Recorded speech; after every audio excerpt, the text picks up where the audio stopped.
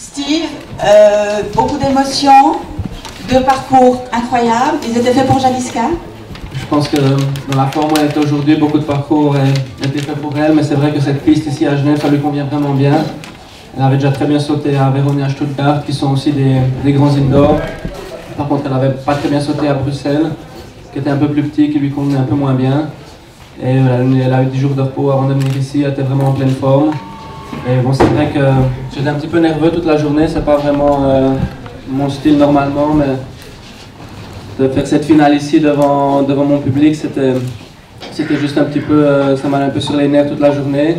Mais dès que j'ai commencé à sauter au paddock d'entraînement, elle se sentait tellement bien que j'ai retrouvé un peu mon calme et j'ai réussi à me contrôler en parcours. Donc je suis quand même content que ce soit fini.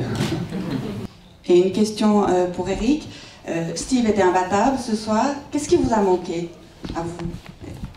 Bah, déjà, j'ai mal commencé ma semaine hier avec un parcours que je ne m'attendais pas trop. C'était une longue saison pour ces chevaux, surtout qui ont fait le championnat du monde. Alors ça devient un peu difficile de savoir comment les travailler. On essaie d'être avoir du respect du cheval un peu, et le laisser un peu frais parce qu'on croit que ça va nous aider. À la fin, hier, ça m'a pas trop aidé. Je fallait être un tout petit peu frais, alors j'étais pas en pleine confiance pour aujourd'hui. Mais elle a quand même très bien sauté. J'ai pris une chance au barrage parce que je savais que Marcus, Steve et Dennis étaient déjà très vite et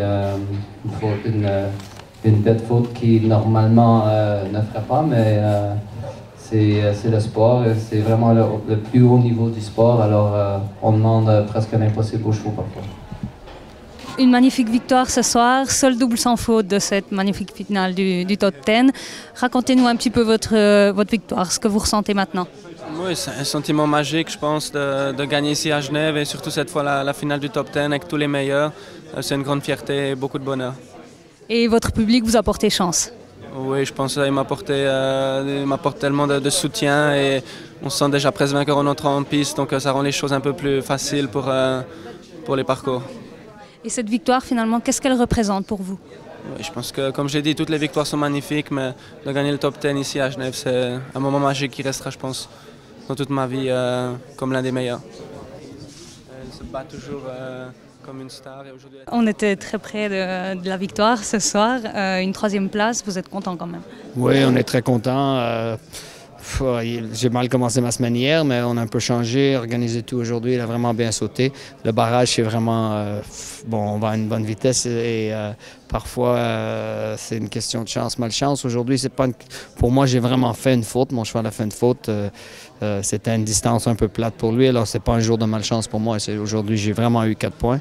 Et je suis très content que Steve ait gagné. C'est un ami à moi et je sais qu'est-ce que ça valait pour lui de gagner ici.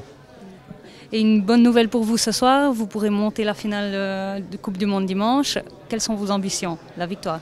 Oui, c'est bien. C'est pas de la manière que j'aime me qualifier, de voir Philippe sortir avec une injury. C'est pas de la manière que je vais me qualifier. Mais vu qu'il m'a cédé sa place, je vais essayer de lui rendre la faveur en essayant de gagner en ce Grand Prix.